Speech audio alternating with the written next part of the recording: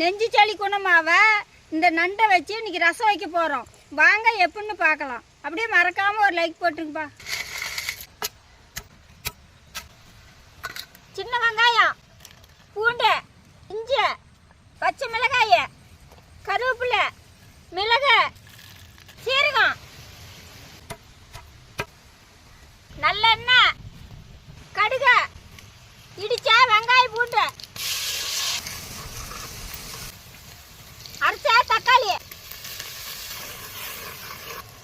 இடிச்ச நண்டு, புளி தண்ணி கொஞ்சம் ஊற்றிக்கலாம், கல் உப்பு, மல்லித்தூள், கரம் மசாலா,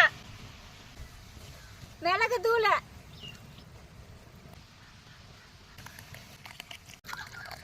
நான் வச்ச நண்டு ரசம் எப்படி வந்துச்சு?